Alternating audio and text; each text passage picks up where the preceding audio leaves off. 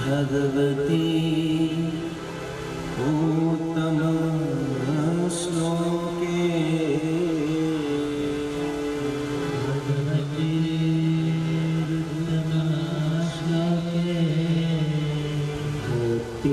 भक्तिर्भवति नयाष्टके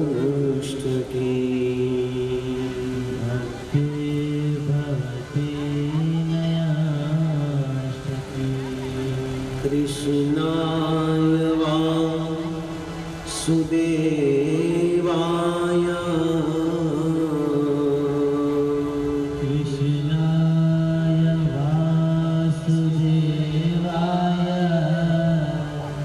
देवकी नंदनाय च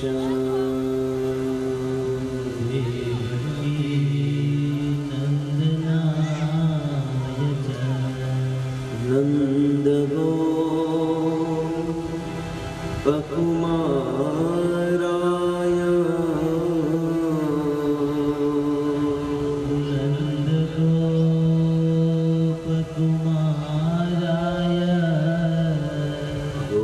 गोविन्दाय नमो नमः।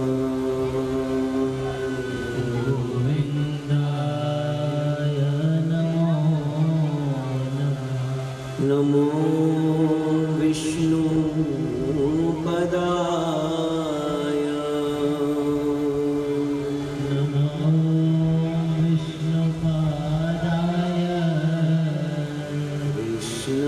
विष्णुपृष्ठाय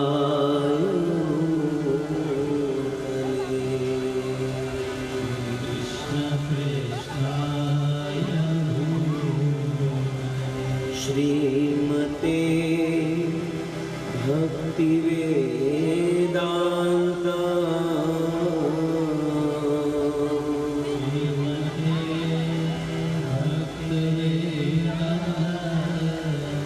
स्वामी इति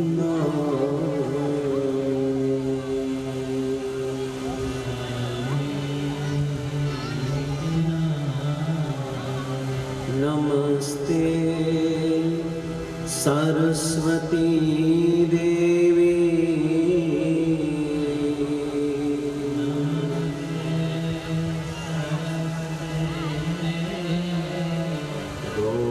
गौरवाणी प्रचारिणे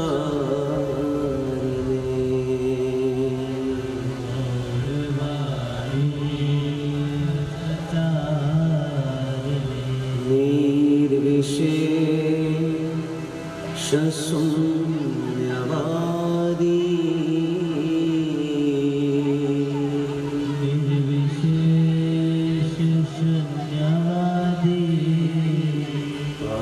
पाश्चात्य देशतारिणे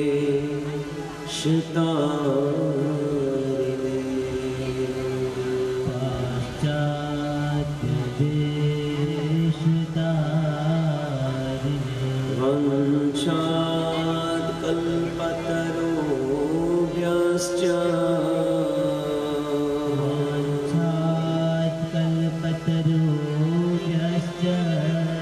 कृपा सिन्धुभ्येव च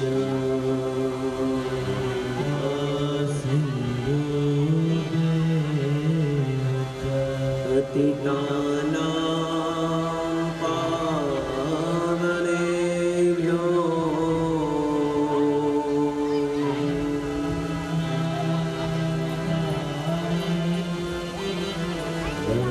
वैष्णवेभ्यो नमो नमः।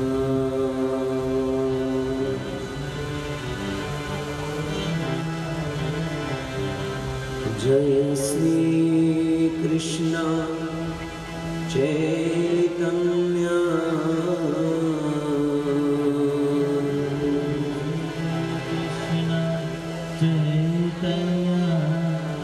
प्रभु नित्यानंद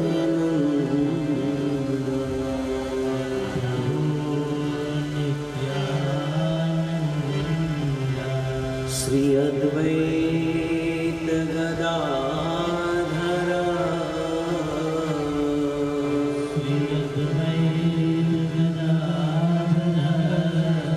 શ્રીવાસાદિ શ્રી ગૌરવૃંદ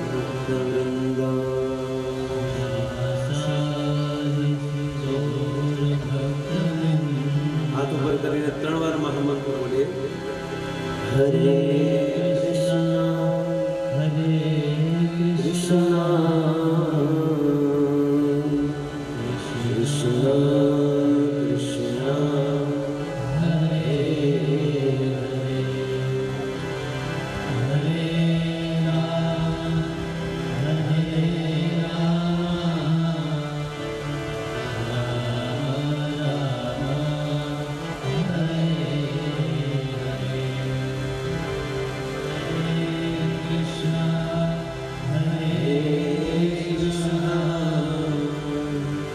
કૃષ્ણ કૃષ્ણ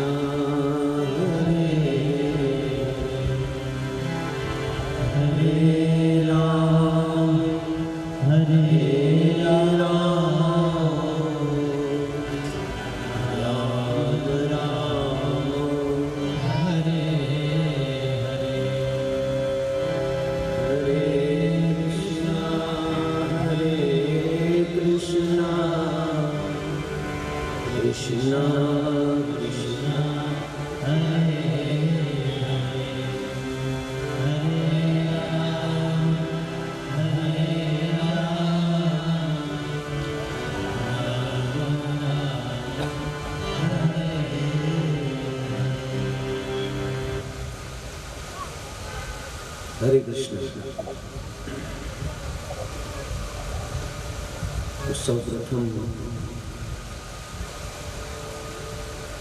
આપણા આરાધ્ય દેવ ભગવાન શ્રી રાધા શ્યામ સુંદરજીના શ્રી ચરણ કમલોમાં કોટી કોટી નતમસ્તક પ્રણામ કરીએ.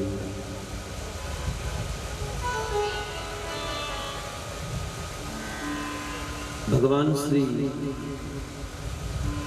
કૃષ્ણ આ કલિયુગમાં રાધારાણીના ભાવને લઈને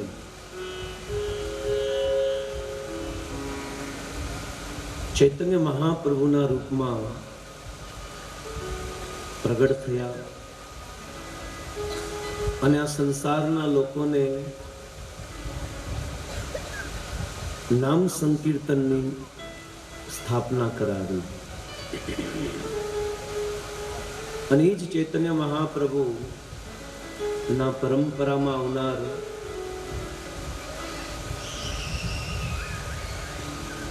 ઇસ્કોન સંસ્થાના સંસ્થાપક આચાર્ય કૃષ્ણ કૃપા મૂર્તિ અભય ચરણારવિંદ ભક્તિ વેદાંત સ્વામી શીલ પ્રભુપાદજીના શ્રી ચરણોમાં કોટી કોટી નતમસ્તક પ્રણામ કરીએ. પરમ ગુરુદેવ, સમસ્ત વર્તમાન આચાર્યગણ અને ધામેલિયા પરિવાર દ્વારા આયોજિત આ 7 દિવસીય ભાગવત જ્ઞાન યજ્ઞમાં પોતાના સમયની આહુતિ આપનાર સમસ્ત શ્રોતાગણ, ભાગવત પ્રેમી ગણોના આ ભાગવત સત્રમાં આ ભાગવતના સ્વરૂપ સ્વયં ભગવાન આ કલિયુગમાં પ્રગટ થયા ગ્રંથના અવતારના રૂપમાં, તો પોતાનો અમૂલ્ય સમય આપીને ભગવાન કૃષ્ણને પ્રસન્ન કરવાનો પ્રયાસ કર્યો છે. બસ થોડા સમય, આજનો પ્રથમ દિવસ, અને પ્રથમ દિવસમાં વધારે કાંઈ ન હોય, ખાલી સેટ થવાનું હોય. જેવી રીતે આપણે કીર્તન કર્યું અડધો કલાક, તો ઘણાને થતું હશે ક્યારે બંધ થાય. તમને ખબર હોય કે શિયાળામાં ગાડી બંધ પડી જાય પછી એને શરૂ કરવા માટે બહુ કિક મારવી પડે, ઠંડી પડી ગઈ હોય ગાડી, અને બહુ કિક માર્યા પછી ગાડી શરૂ થાય. મારા તમારા બધાના જીવનની ગાડી પણ ઠંડી પડી ગઈ છે, પણ આ હરિનામ સંકીર્તનથી આપણી આ ભક્તિની ગાડી ચાલુ થઈ જાય એટલે કીર્તન કહેવાય.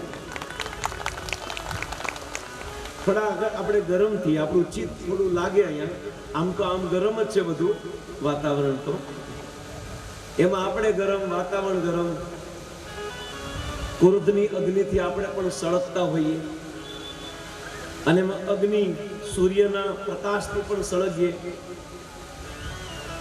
એમાં આ ભાગવત ને શ્રવણ કરવી આ બહુ અઘરી વાત છે.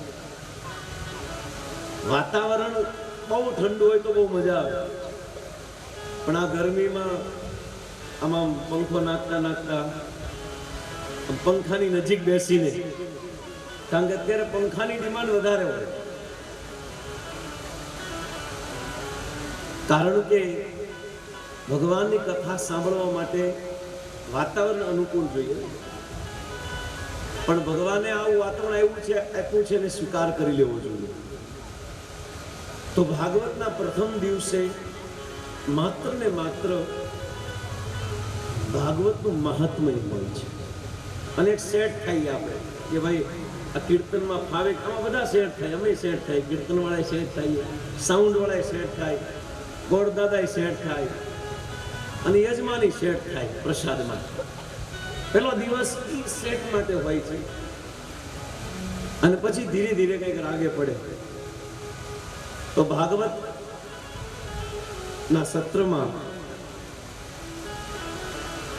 જેમાં માત્ર ને માત્ર પ્રથમ દિવસેનું મહાત્મય કહેવામાં આવે છે, તો ભાગવતની મહિમા બતાવે છે કે ભાગવત શું છે, શા માટે સાંભળવું પડે, ભાગવત સાંભળવાથી શું ફાયદો થાય, કેમ ભાગવત જ સાંભળવી.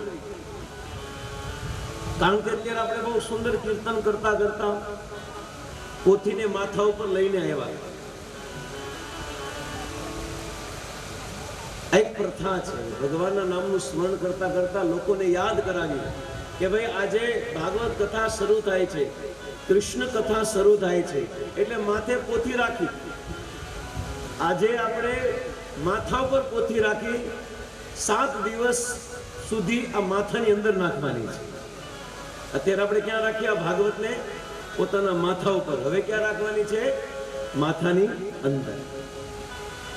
અને આ 7 દિવસ સુધી જે વ્યક્તિ ભાગવતને માથાની અંદર ઉતારે છે, માથાની ઉપરથી, અને બહુ ધ્યાનપૂર્વક શ્રવણ કરે છે, એકાગ્ર ચિત્તથી આ ભાગવતનું શ્રવણ કરે છે, તો નિશ્ચિત 7 દિવસ પછી એના હૃદયમાં ભગવાન દ્વારકાધીશ બિરાજમાન થઈ જાય છે.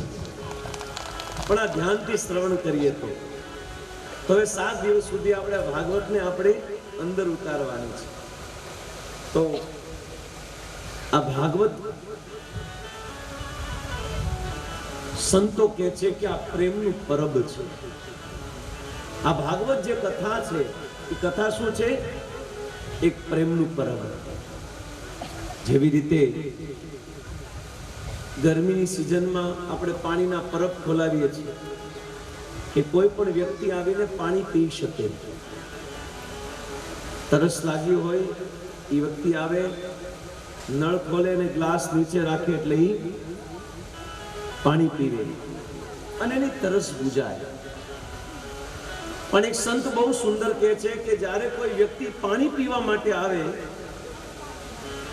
તો જે પાણી આપવા વાળો જે પાણીનો ગોળો છે અથવા તો પાણી છે, એ પાણી એમનો વિચારે કે જે પાણી પીવા આવ્યો છે એ કઈ જ્ઞાતિનો છે, એ સ્નાન કરીને આવ્યો છે કે નહીં. બસ એ ગ્લાસ સામે ધરે અને નળ ખોલે એટલે એની અંદર પાણી આવી જાય. એનું કામ એટલું જ છે કે તરસ લાગી હોય એ ખાલી નળ ખોલે એટલે એની અંદર પાણી આવી જાય. પછી પાણી એમનો વિચાર કરે કે કઈ જ્ઞાતિનો છે, કઈ જાતિનો છે, ઘરે બાંધીને આવ્યો છે કે નહીં, આમ તેમ આવ્યો છે કે નહીં, આનો વિચાર કરે, એ પાણી આપે. એવી જ રીતે આ ભાગવત પણ એક પ્રેમનું પરબ છે. આ ભાગવત સાંભળવા માટે કોઈ કેવા પણ ભાવથી આવે, ગમે સ્વભાવથી આવે, ભાવ કુભાવ ગમે એ રીતે અહીંયા આવીને બેસે અને બસ આ હૃદયના પાત્રને ખુલ્લું રાખે. આમ ગ્લાસને ઊંધો ન રાખે. જો ગ્લાસને ઊંધો રાખશો તો પાણી નીચે પડશે, ગ્લાસમાં નહીં આવે. એમાં ભાગવત કથા રસ રૂપિયા પ્રેમ જે છે, આ પ્રેમ રસ છે, આપણા હૃદયના પાત્રમાં રાખવું હોય તો આ પાત્રને સીધું રાખવું પડશે. અને જો સીધું રાખશો તો જ આ ભાગવત રસ આપણી અંદર આવશે, આ ભાગવત સમજાશે. નકર બસ 7 દિવસનું એક મનોરંજન થશે. એ બસ આ કથા કરાવી, બસ પરિવારના લોકો ભેગા થયા, મળ્યા, આનંદ કર્યો, મોજ કરીને વયા ગયા. પણ જો ભાગવતને વાસ્તવમાં સાંભળવી હોય તો આ હૃદયના પાત્રને ખુલ્લું રાખવું પડશે. 7 દિવસ સુધી જો આ હૃદયના પાત્રને આપણે ખુલ્લું રાખશો તો અહીંયા પર આ ભાગવત રૂપી પ્રેમનો રસ છે, પ્રેમનો પરબ છે. એ કોઈ જ્ઞાતિ કઈ ભાવથી સાંભળવા આવ્યો છે એ નહીં જોવે. બસ આપણું પાત્ર ખુલ્લું રાખશો ને તો આ હૃદય રૂપી પાત્રમાં ડાયરેક્ટ ભગવાન દ્વારકાધીશનો પ્રવેશ થઈ જશે. પણ આ પાત્રને ખુલ્લું રાખજો, આ હૃદય અને મનને અહીંયા રાખજો. શરીરથી કદાચ તાપ લાગે પણ આ ભાગવત અંદરથી ઠંડક આપે છે જો ધ્યાનથી સાંભળવામાં આવે તો. ભાગવત એક પ્રેમનો પરબ છે જે બધા જ લોકોને પ્રેમ પીરસે છે. કોના પ્રતિ પ્રેમ? ભગવાન પ્રતિ પ્રેમ થઈ જાય. કારણ કે આ સંસારમાં જન્મ મરણના ચક્રમાં ફસાવાનું એક જ કારણ છે, આપણે ભગવાનને ભૂલી ગયા છીએ. અને ભૂલેલા ભગવાનને આપણે બધા જો પાછો ભગવાન સાથે સંબંધ જોડવો હોય તો એ સંબંધ જોડવાનો કોઈ એકમાત્ર ઉપાય હોય, કોઈ એકમાત્ર સાધન હોય તો એ કયું છે? શ્રીમદ ભાગવતમ પુરાણમ અમલમ પુરાણમ. આ ભાગવત અમલમ પુરાણ છે, આમાં કોઈ જાતનો મળ નથી. બસ આને શ્રવણ કરવું જોઈએ. એટલા માટે એકમાત્ર આપણે ભાગવતનો આશરો લેવો જોઈએ. કેમ? કારણ કે ભાગવતમાં શું છે? ભાગવતમાં માત્ર ને માત્ર ભગવાન કૃષ્ણની કથા છે અને કૃષ્ણના ભક્તોની કથા છે. અને ભાગવતને સમજવા માટે સૌથી પહેલા તો સમજણ પ્રાપ્ત કરવા માટે બુદ્ધિની આવશ્યકતા છે. અને બુદ્ધિ પ્રદાન કરવાવાળા ભગવાન અને ગુરુ છે. પણ આ સંસારમાં ભાગવતને સમજવા માટે ગુરુ અને ભગવાનની કૃપા બહુ જરૂરી છે. એટલા માટે ભક્તિવેદાંત સ્વામી શ્રી પ્રભુપાદજી આ ભાગવત ઉપર બહુ સુંદર તાત્પર્યો લખ્યા છે, એને સમજાવ્યા છે. અને આ ભાગવતને સમજીને ખાલી ભારતના લોકો નહીં પણ વિદેશના લોકો પણ ભગવાનના ભક્ત બન્યા છે. એ ભક્તિવેદાંત સ્વામી શ્રી પ્રભુપાદજી છે. આવા ગુરુની કૃપાથી જ ભાગવત સંભળાવાય છે અને સાંભળાય છે. બાકી વાસ્તવમાં આપણા બધાના ગુરુ તો એક જ છે. આ સંસારમાં જે વ્યક્તિનો જન્મ થાય ને એ કંઠી બાંધીને જ આવે છે. આપણે ગાઈએ છીએ ને, ગુરુજીના નામની હો, ગુરુજીના નામની હો, માળા છે દોટમાં, ગુરુજીના નામની હો, માળા છે દોટમાં.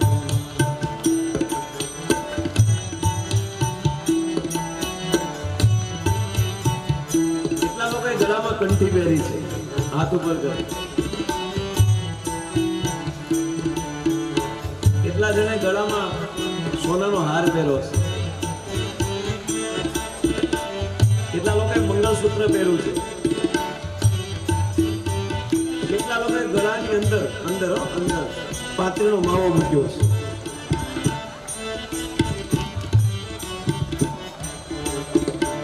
ગુરુજીના નામની હો માળા છે લોકમાં, ગુરુજીના નામની હો માળા. આપણા બધાના ગુરુ એક જ છે. જન્મથી આપણે કંઠી પહેરીને જ આવ્યા છે. કોની કંઠી પહેરીને આવ્યા છે? વસુદેવ સુતં દેવં કંસ ચાણૂર્ધવર્ધનં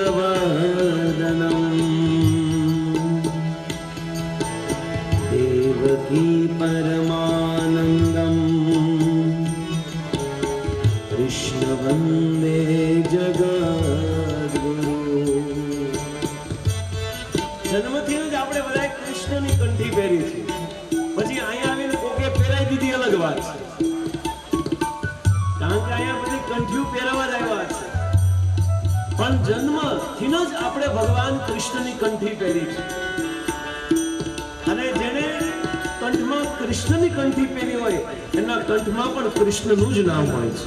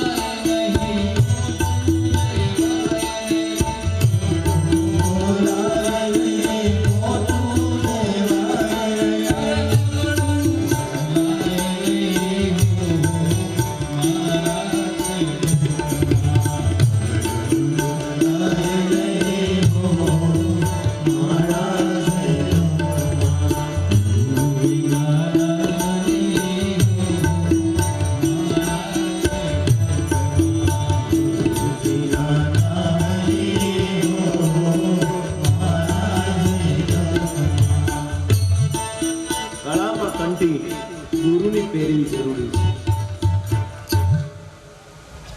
ભાગવત સમજવા માટે ગુરુની કૃપા જરૂરી છે. કારણ કે ભાગવત ત્રિવિધ તાપની ગંગા છે. આ ત્રણ પ્રકારના તાપને દૂર કરે છે: આદિ દૈવિક, આદિ ભૌતિક અને આદિ આધ્યાત્મિક. શ્રીમદ ભાગવતમાં તો વર્ણન આવે છે, વાસુદેવ કથા પ્રશ્ન પુરુષાન સ્ત્રીન પુનાતિ વક્તારામ પૃચ્છકમ શ્રોત્રમ યત્પાદ સલીલ યથા. વાસુદેવ કથા પ્રશ્ન. જ્યારે પરીક્ષિત મહારાજે સુખદેવજીને પ્રશ્ન પૂછ્યા ત્યારે સુખદેવજીએ કીધું કે વાહ, તારા પ્રશ્ન જ એટલા સુંદર છે કે તારા પ્રશ્નો સાંભળવાથી ત્રણ વ્યક્તિ પવિત્ર થશે. એક વક્તારામ, બોલવા વાળો; એક પૃચ્છકમ, એક પ્રશ્ન પૂછવા વાળો; અને એક સ્ત્રોત્રમ, સાંભળવા વાળો. સાંભળવા વાળો અને બોલવા વાળો આ તો પવિત્ર થાય છે, પણ આ રસ્તા ઉપરથી કોઈક નીકળે અને એવું વિચાર કરે કે ભાઈ અહીંયા ભાગવત સપ્તાહ ચાલતી લાગે છે, એવો મનમાં ને મનમાં વિચાર કરે કે ના ના, આ સારું કામ કર્યું છે, જેને કરાવી છે આ ભાગવત સપ્તાહ સારી કરાવી છે, એવું ખાલી મનમાં વિચાર કરીને પણ રસ્તામાંથી નીકળે ને તો પણ એ વ્યક્તિનો ઉદ્ધાર થઈ જાય છે. વિચાર તો જે વ્યક્તિ શ્રવણ કરે એનું શું કહેવું છે? કારણ કે ભાગવત આ ત્રણેય લોકોને પવિત્ર કરે છે. આ એક એવી ઔષધિ છે, આ એક એવી દવા છે જે દવા પીને વ્યક્તિનો સૌથી મોટો રોગ દૂર થાય છે. કયો રોગ દૂર થાય છે? ભવ રોગ દૂર થાય છે. આ જન્મ મરણના ચક્રનો રોગ દૂર થાય છે. ભવ ઔષધિ શ્રોત્ર મનોભિરામા. આ ભવ ઔષધિ છે અને આ ઔષધિથી વ્યક્તિના જન્મ અને મરણના ચક્રમાંથી તેમની મુક્તિ થાય છે. આ ભાગવત મહાત્મ્યમાં બે કથા આવે છે. એક નારદજીને સનકાદિ બ્રહ્માજીના 4 પુત્રો કથા સંભળાવે છે. જ્યારે નારદજી ભ્રમણ કરતા કરતા નારદજી વિચાર કર્યો કે આ સંસારમાં ભજન કરવા માટે સૌથી કોઈ શ્રેષ્ઠ સ્થાન હોય તો આ પૃથ્વી છે. આ 14 લોકમાં અગર કોઈ ભજન કરવું હોય, ધ્યાન કરવું હોય, ઉપાસના કરવી હોય, સાધના કરવી હોય તો આ પૃથ્વી સૌથી શ્રેષ્ઠ સ્થાન છે. એમ વિચારીને નારદ, જે ભગવાનના મનો અવતાર છે, આ પૃથ્વીમાં આટો મારવા આવ્યા. પણ જેવા પૃથ્વીમાં આટો મારવા આવ્યા ને ત્યાં તો ભાગ્યા. કેમ? ઘણા કથા સાંભળીને ભાગે, ઘણા માળામાં હાથ નાખે અને સીધો બહાર કાઢે. કારણ કે અંદર આમ કરંટ મૂક્યો હોય ને, શોર્ટ લાગ્યો ને એવું લાગે. એમ લોકો, એમ નારદજી ભાગ્યા કે ઓહો, મેં વિચાર્યું હતું કે આ પૃથ્વી તો ભજન કરવાનું શ્રેષ્ઠ સ્થાન છે, પણ અહીંયા તો બાપ રે બાપ, આશ્રમો મંદિરોમાં તો બિઝનેસ વ્યાપાર શરૂ થઈ ગયો છે. ગુરુજનો ચેલા બનાવવામાં વ્યસ્ત છે અને ચેલાઓ પોતાના મંદિરમાં જઈને ધંધો વધારવામાં વ્યસ્ત છે કે ન્યા કોઈક મળશે ધંધે લગાડવા વાળો. ટૂંકમાં ભજન શૂન્ય થઈ ગયું, ભક્તિ શૂન્ય થઈ ગયું. અને એવી ચિંતામાં ભ્રમણ કરતા કરતા વૃંદાવનમાં જાય છે તો વૃંદાવનમાં એક સીન જોવે, દ્રશ્ય જોવે છે. અને આ દ્રશ્ય કયું હતું? એક સ્ત્રી રડી રહી હતી અને ખોળામાં 2 બાળકો હતા. અને આ 2 બાળકો પૂછ્યું નારદજી, અને નારદજીને જોતા જ આ સ્ત્રી કીધું, તમે નારદજી છો? તો કે હા, મારું નામ ભક્તિ છે અને આ બંને મારા સંતાન છે. આ બંને સંતાનનું નામ છે જ્ઞાન અને વૈરાગ્ય. તો કે તમે આવી દશા કેમ આવી? ભગવાનને સૌથી પ્રિય શું છે? ભક્તિ. અને ભક્તિની આવી દુર્દશા કઈ રીતે થઈ? એ કે ઉત્પન્ન દ્રવિડ દેશ, મારો જન્મ તો દ્રવિડ દેશ અર્થાત દક્ષિણ ભારતમાં છે. પછી કર્ણાટકમાં હું મોટી થઈ અને ભ્રમણ કરતા કરતા જ્યારે મહારાષ્ટ્રમાં આવી તો ક્વચિત મહારાષ્ટ્રમાં કોઈ મને સ્વીકાર કરી અને કોઈ ન કરી. 50% લોકોએ ભક્તિ કરી, 50% લોકોએ ભક્તિને ત્યાગી દીધી. અને પછી એ જ ભક્તિ ફરતી ભ્રમણ કરતી ક્યાં આવે છે? આપણા ગુજરાતમાં. અને ગુર્જરે જીર્ણતામ ગતા. અને ગુજરાતમાં આવતા જ આ ભક્તિ ભાંગી જાય છે, ભક્તિ તૂટી જાય છે. તો પ્રશ્ન ઉભો થાય કે અત્યારે તો સૌથી વધારે ભક્તિ ગુજરાતમાં દેખાય છે, તો કઈ રીતે ગુજરાતમાં આવીને ભક્તિ ભાંગી ગઈ? ભક્તિ ભાંગવાનો અર્થ શું છે? અહીંયા જો તમે અત્યારે ગામડાઓમાં કેટલી કથાઓ ચાલે છે, કેટલા નામ સંકીર્તનો ચાલે છે. અત્યારે સૌથી વધારે આધ્યાત્મિક કાર્ય કોઈ થતા હોય તો ગુજરાતમાં છે, સૌરાષ્ટ્રમાં છે. તો પદ્મ પુરાણ અંતર્ગત જે ભાગવત મહાત્મ્યમાં વર્ણન આવ્યું છે, તો શા માટે આ ભક્તિ ભાંગી ગઈ ગુજરાતમાં આવી? સંતોનો બહુ સુંદર અર્થ બતાવે છે કે જેવી રીતે આપણે દૂધ લાવ્યા હોય છોકરાઓ માટે અને દૂધ બગડી જાય અને બગડી જાય પછી એમાંથી આપણે એને એનું જે પ્રોસેસ કરતા કરતા પેંડા બનાવીએ અને પેંડા બનાવીને ભગવાનને ધરાવીએ કે ભગવાન હું તમારા માટે લાવ્યો છું, આ ભક્તિ ભાંગી ગઈ કહેવાય.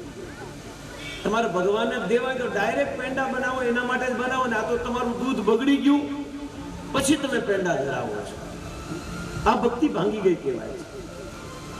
તમે તમારા માટે કપડાં લાવો છો, ડ્રેસ બનાવો છો અને ડ્રેસમાંથી થોડું કપડું વધે તો એ તમે તમારા લાલા માટે રાખો છો, આ ભક્તિ ભાંગી ગઈ કહેવાય છે. અગર ભગવાન માટે લાવો હોય તો સ્પેશિયલ લાવો અને વધેલું શા માટે આપો છો? અને જ્યારે કોઈ કામના ન રહીએ, ગઢા થઈ જઈએ ત્યારે ભક્તિ કરશો. જવાન થઈએ ત્યારે ભક્તિ કરવાની જરૂર. જવાન હોય ત્યારે રળી લો, પૈસા કમાઈ લો, ગઢા થશો ત્યારે ભક્તિ કરશો, આ ભક્તિ ભાંગી ગઈ છે. ગુર્જરે જીર્ણતામ ગતા. અને ત્યારે ભક્તિ દેવીએ કીધું કે પછી હું જેવી વૃંદાવનમાં ગઈ તો પાછી હું જુવાન થઈ ગઈ. પણ વૃંદાવનમાં હું જવાન થઈ ગઈ, પણ આ જ્ઞાન અને વૈરાગ્ય, મારા બે છોકરા છે એ ગઢા થઈ ગયા. કારણ કે વૃંદાવનમાં ભક્તિનું રાજ્ય છે, ભક્તિનું પ્રાધાન્યતા છે. ત્યાં જ્ઞાન અને વૈરાગ્યને બહુ ઓછું સ્થાન છે. એટલે વૃંદાવનમાં માત્ર ને માત્ર લોકો ભક્તિ કરે છે, જ્ઞાન અને વૈરાગ્ય સાથે લેવા દેવા નથી. એટલા માટે આવી મારી દુર્દશા છે. કૃપા કરીને આ મારું સમાધાન કરો, આ મારા કષ્ટમાંથી મને દૂર કરો. ત્યારે નારદજી આ બંનેને જે સૂઈ ગયા હતા, મૃત અવસ્થામાં હતા, આને જગાડવાના બહુ પ્રયાસ કર્યા, પણ આ બંને જાગ્યા જ નથી. મોટા મોટા વેદ ઉપનિષદના શ્લોકો બોલવામાં આવ્યા, પણ આ બંને છોકરાઓ, બંને સંતાનો જાગ્યા નહીં. પછી શું કરું? ચિંતામાં આવી ગયા. અને જ્યારે ચિંતામાં આવી ગયા ત્યારે અચાનક આકાશવાણી થઈ. અને આકાશવાણી થયા પછી કીધું કે હે નારદ, આ બંને, આ ભક્તિના બંને સંતાનોને અગર તારે જગાડવા હોય તો સત્કર્મ કરવું પડશે. સત્કર્મો જયતે નૂનમ, તારે સત્કર્મ કરવું પડશે. અને ત્યારે આ સત્કર્મ શું, એની ખોજમાં નારદજી ભ્રમણ કરતા કરતા આ ચાર કુમાર, બ્રહ્માજીના ચાર પુત્રોને મળે છે અને કહે છે કે આવી પરિસ્થિતિ થઈ છે કે કલયુગની હાલત બહુ ખરાબ થઈ ગઈ છે. શાળાઓ સલાહકાર થઈ ગયા છે, ઘરમાં સ્ત્રીનું ચાલે છે, મા બાપને હારે કઈ લેવા દેવા નથી, ખૂણામાં પડ્યા હોય છે. અને હાડુભાઈ કે ત્યાં જ ફરવા જવાનું થાય છે. આ કલયુગની બધી સ્થિતિ છે. અમારા ભક્ત બહુ સુંદર વાત કરે છે. સાઢુભાઈ નો અર્થ શું થાય? સાઢુભાઈ નો બહુ સરળ અર્થ થાય, એક દુકાનમાંથી છેતરેલા બે ગ્રાહક, આને કહેવાય સાઢુભાઈ. તો શાળાઓ સલાહકાર બન્યા, કલયુગમાં સ્ત્રીઓનું ચાલવા માંડ્યું. કલયુગની બહુ ભયંકર દશા નું વર્ણન નારદજીએ સોનકાદી બ્રહ્માજીના ચાર પુત્રો સામે કર્યું. અને ત્યારે અજ્ઞાન અને વૈરાગ્ય ને જગાડવા માટે નારદજી કે સત્કર્મ કયું છે? અને ત્યારે આ બ્રહ્માજીના ચારે પુત્રોએ કીધું કે હે નારદ, આ ભક્તિના બંને પુત્ર જ્ઞાન અને વૈરાગ્યને જગાડવા હોય તો સત્કર્મ સંસારમાં એક જ છે, અને છે ભાગવતની કથા. અગર 7 દિવસની ભાગવત કથા કરવામાં આવશે તો ભક્તિના બંને પુત્ર જ્ઞાન અને વૈરાગ્ય જીવિત થઈ જશે. એવી જ રીતે અગર 7 દિવસની ભાગવત સપ્તાહ સાંભળ્યા પછી આપણી અંદર જો જ્ઞાન અને વૈરાગ્ય નો જન્મ ન થયો તો વાસ્તવમાં આપણે ખાલી ગાદલા ઉપર વજન આપ્યું, બસ ખુરશી ઉપર ને સોફાને આપણે વજન આપ્યું. જ્ઞાન અને વૈરાગ્ય કંઈક જીવનમાં ફરક પડવો જોઈએ. અને આ રીતે નારદજીના કહેવાથી તો નારદજીએ કીધું તો સત્કર્મ તમારા મુખમાંથી જ કરો. અને ત્યારે સનકાદી ચારે કુમારે ભાગવત કથાની શરૂઆત કરી. નારદ યજમાન બન્યા અને વક્તા બ્રહ્માજીના 4 પુત્ર સોનકાદી બન્યા અને ભાગવત સંભળાવવામાં આવ્યું. અને જેવા 7 દિવસ પૂરા થયા ત્યાં તો ભક્તિ અને જ્ઞાન વૈરાગ્ય આ બંને પુત્ર જુવાન થઈ ગયા. અને જેવા ભાગવત મહાત્મય અને ભાગવત સત્ર પૂરું થયું ત્યાં તો કીર્તન થવા માંડ્યું, દેવી દેવતાઓ નાચવા માંડ્યા, ભક્તિ જ્ઞાન અને વૈરાગ્ય નાચવા માંડ્યા, નારદજી નાચવા માંડ્યા, કૈલાસ અધિપતિ ભગવાન શિવ નાચવા માંડ્યા, 33 કરોડ દેવી દેવતાઓ નાચવા માંડ્યા અને જોર જોરથી ભગવાનના નામનું કીર્તન થવા માંડ્યું. અને જ્યાં ભગવાનના નામનું કીર્તન થાય ત્યાં ભગવાનને આવવું જ પડે.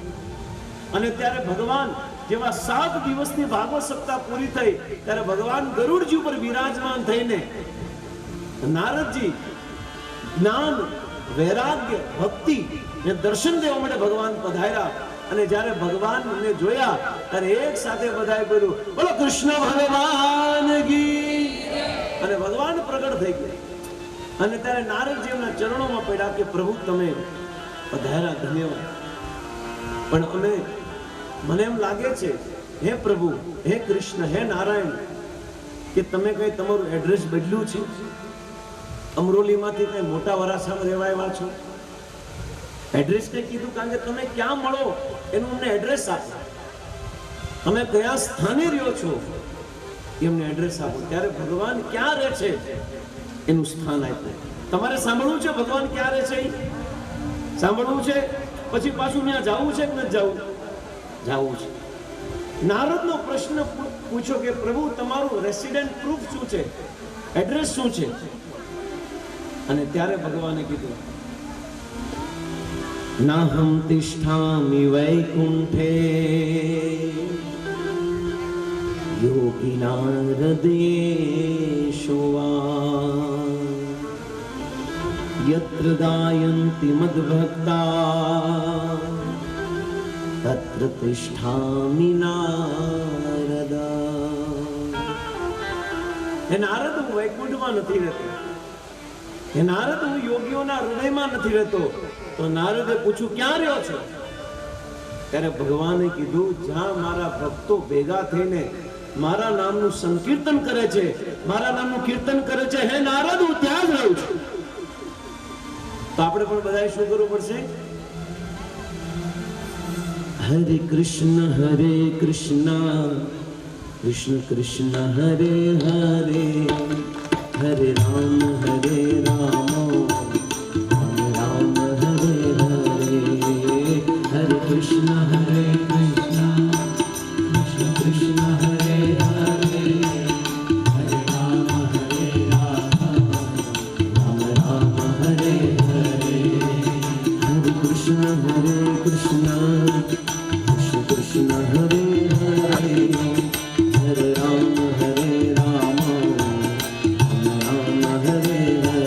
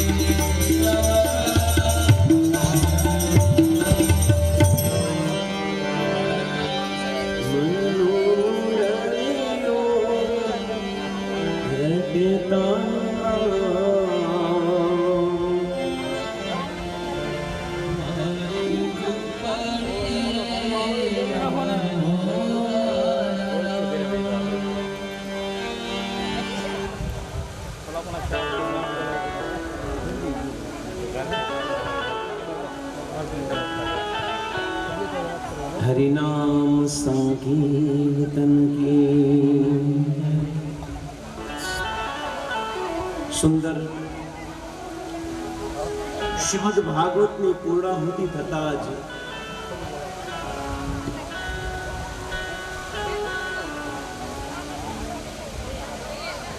સુંદર આ રીતનું કીર્તન થયું.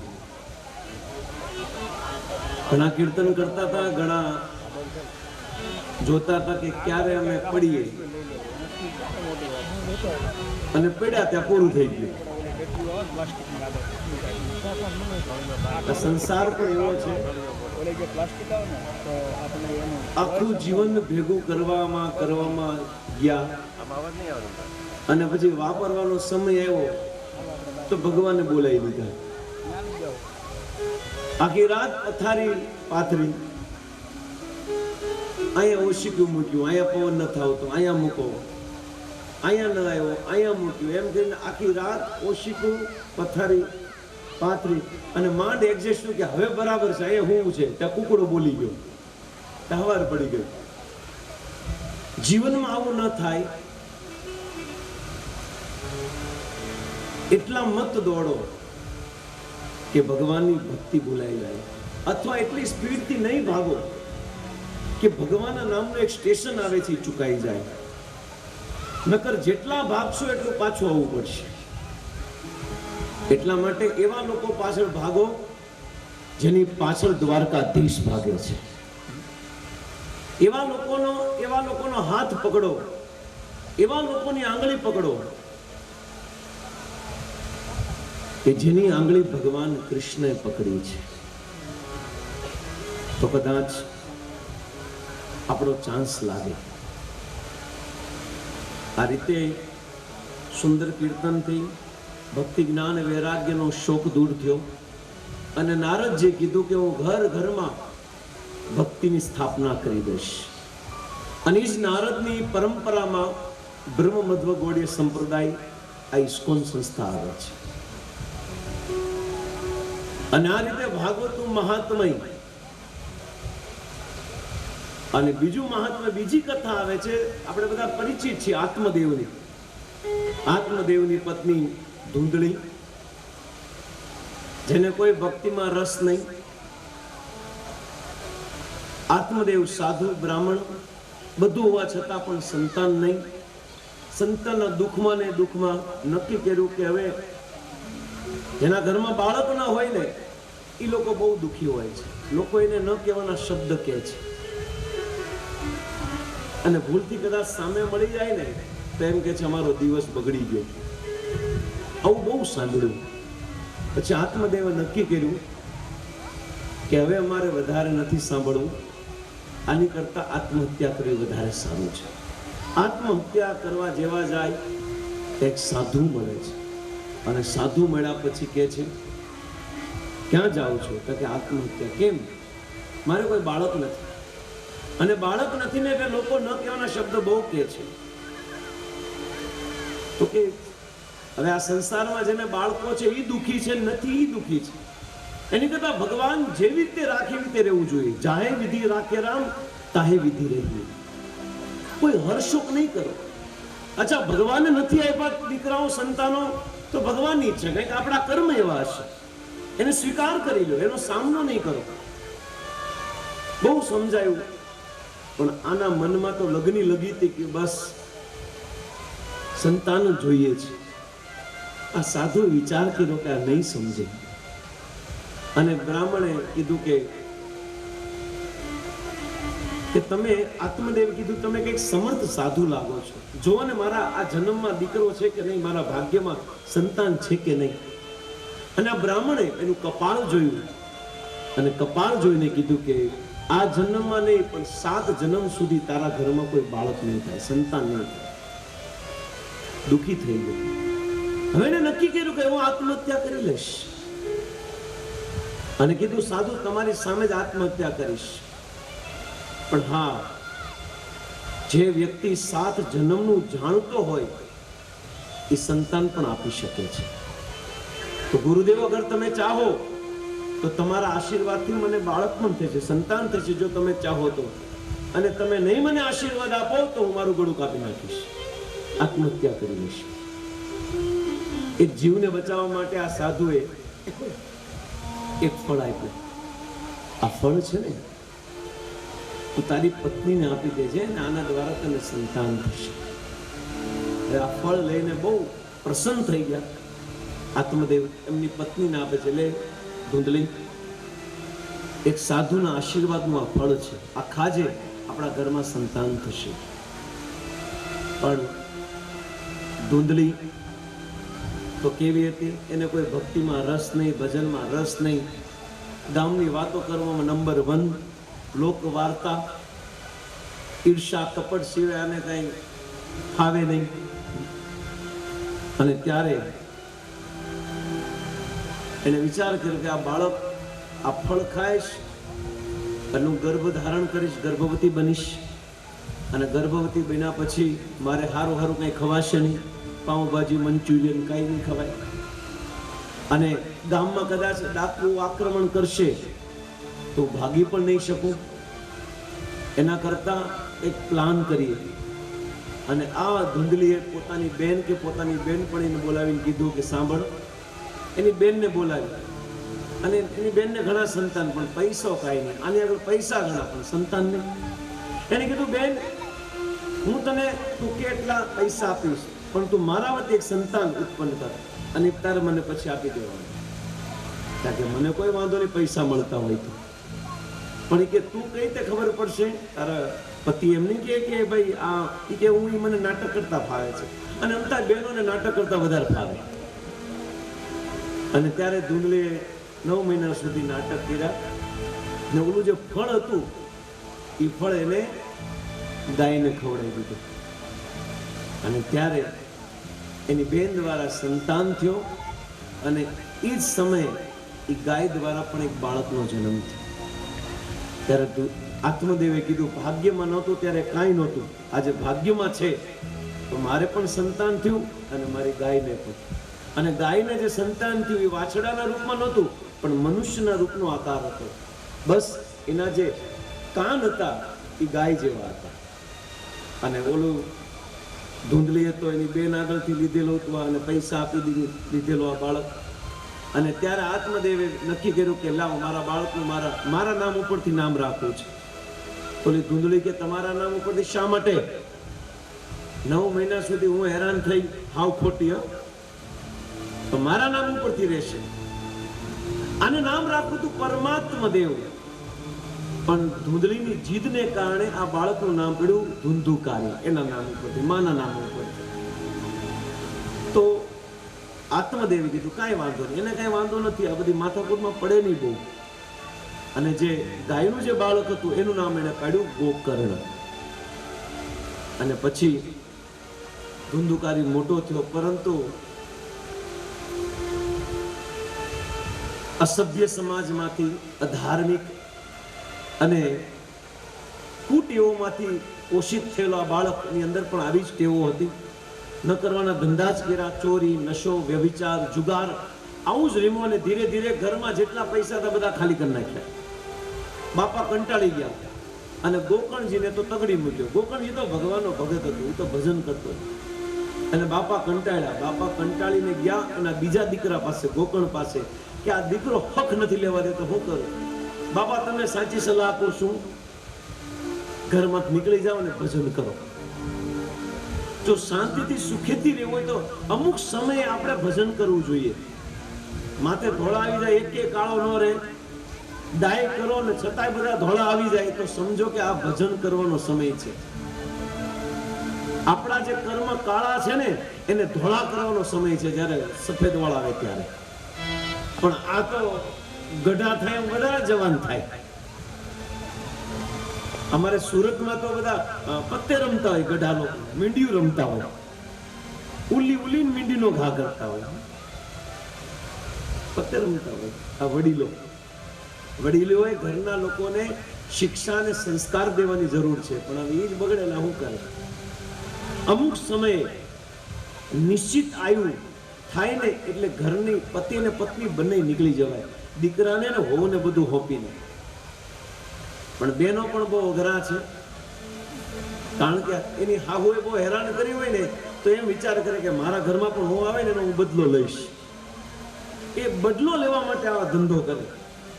બાકી અમુક સમયે જ્યારે ઘરમાં વહુ આવે, દીકરાની વહુ આવે અને ઘરમાં બરાબર જોઈ લે કે ના ઘર પરિવાર બરાબર ચલાવી શકે એમ છે, પછી ઓલા કમરમાં હાવુમાં ઓલો જુડો લટકાયો હોય ને એ દીકરાને વહુના હાથમાં આપી દેવાય કે લે હવે તું આ સંભાળ છે, હવે તું યોગ્ય થઈ ગઈ આપણા ઘર પરિવાર રીત રિવાજ પ્રમાણે રહેવા માટે. અને પછી બંને માણાએ નજીકનું મંદિર હોય ને ભજન કરવા એવું છે. સવારમાં દૂધ અને ભાખરી ખાઈને બપોરનો સમય થાય ત્યારે રવાય એટલે ગરમ ગરમ રોટલી મળશે, જોજો તમને. અને 2-3 વાગ્યા સુધી સુઈ જવાય, 4 વાગે પાછા નીકળો મંદિરે, સાંજે પાછા આવીને સુઈ જાવ ને તો ઘરમાં એ સાસુ અને સસરાનું માન રહેશે. પણ જો ઘરમાં ને ઘરમાં આટા મારશો ને તો હો એમ જ કહે કે આ ડોહી મરે તો હારું જલ્દી.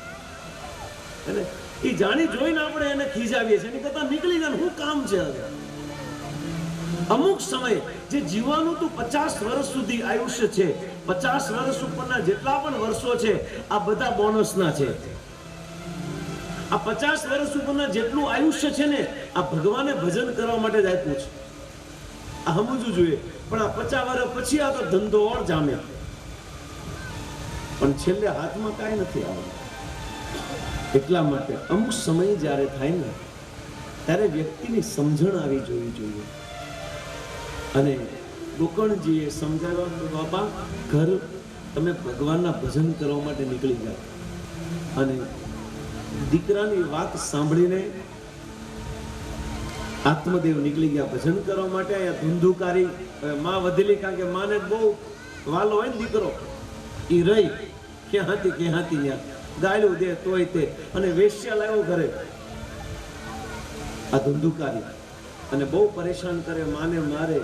પછી માં પણ કંટાળી ગઈ, આ ધૂંધળી કંટાળી ગઈ અને કંટાળીને કૂવામાં પડીને આત્મહત્યા કરી લીધી. આ વેશ્યા જે કે પ્રમાણે આ ધુંધુકારી કરે.